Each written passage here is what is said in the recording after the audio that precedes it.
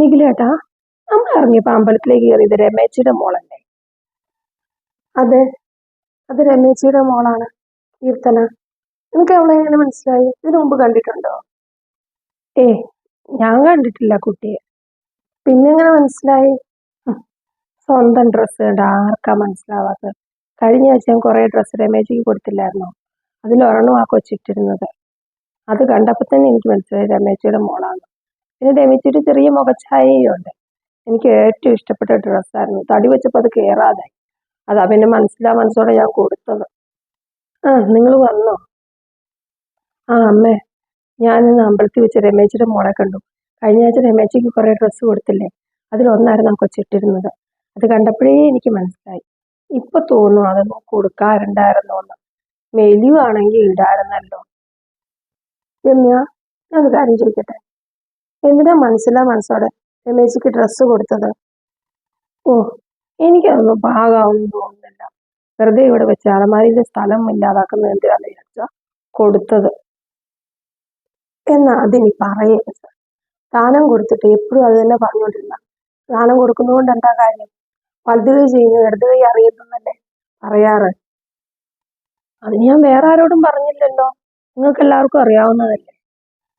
ഞാൻ നിന്നെ കുറ്റപ്പെടുത്തിയതല്ല. എത്രയേറെ ഗതി കെട്ടിട്ടായിരിക്കണം മറ്റൊരാൾ ഉപേക്ഷിച്ച വസ്ത്രം അവരിടുന്നത്. അതിന്റെ പുണ്യം നിനക്ക് കിട്ടും. അതിന് നിനക്ക് മനസ്താപം തോന്നേണ്ട കാര്യമില്ല. ആരും നിർബന്ധിച്ചിട്ടില്ല നീ വസ്ത്രം കൊടുത്തത്. നീ അത് കൊടുത്തു എന്ന് വെച്ചിട്ട് ഇവിടെ നിനക്ക് ഇടാൻ വസ്ത്രം ഇല്ലാത്ത അവസ്ഥയൊന്നുമില്ല. എന്തുമാത്രം ഡ്രസ്സാ അലമാരിക്കത്തിരിക്കുന്നത്. ഞാനിത് പറയാനൊരു കാരണമുണ്ട്. ഞാനൊക്കെ സ്കൂളിൽ പഠിച്ചിരുന്ന കാലത്ത് വീട്ടിലൊരു നിവൃത്തി ഉണ്ടായിരുന്നില്ല. ഇന്നല്ലേ ഇതെല്ലാം ഉണ്ടായത്. അങ്ങനെ ഒരു ഡ്രസ്സ് കിട്ടണമെങ്കിൽ ഓണം വരണമായിരുന്നു. അന്നൊക്കെ അമ്മ അടുത്ത വീട്ടില് പണിക്ക് പോകുമായിരുന്നു. എൻ്റെ ക്ലാസ്സിൽ പഠിച്ചിരുന്ന ശ്രീകുമാറിന്റെ വീടായിരുന്നു അത്. അവന്റെ അച്ഛൻ ഗൾഫിലായിരുന്നുകൊണ്ട് അവന് ഇഷ്ടം പോലെ ഡ്രസ്സ് ഉണ്ടായിരുന്നു.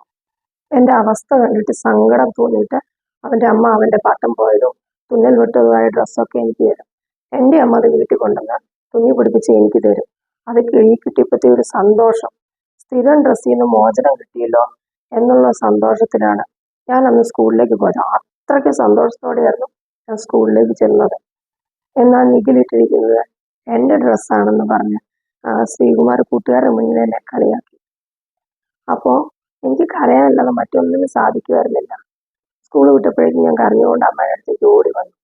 മോൻ വിഷമിക്കേണ്ട, എല്ലാം ശരിയാവുമെന്ന് പറഞ്ഞ് എന്നെ ആശ്വസിപ്പിക്കുമ്പോഴും മകന്റെ ദുർവിധിയോർത്ത് എൻ്റെ അമ്മയുടെ കണ്ണ് നിറഞ്ഞു കൊള്ളുകയായിരുന്നു. മോൻ നന്നായി പഠിക്കണം, എല്ലാവരെക്കാളും ഒന്നാമതെത്തണം, ജോലിയൊക്കെ വാങ്ങി വലിയ ആളായി പാവങ്ങളെയൊക്കെ സഹായിക്കണം എന്ന് അമ്മ പറയുമായിരുന്നു. അമ്മ പറഞ്ഞ പോലെ ഞാൻ പഠിച്ച് ജോലിയൊക്കെ വാങ്ങി ഈ കാണുന്നതൊക്കെ ഉണ്ടാക്കി. താനും ആ കാര്യം പറഞ്ഞപ്പം എൻ്റെ കുട്ടിക്കാലമാണ് എനിക്ക് ഓർമ്മ വന്നത്. മനസ്സിലായി നിഖിലേട്ടാ, സോറി. ഇനി ഞാൻ അങ്ങനെ പറയില്ല.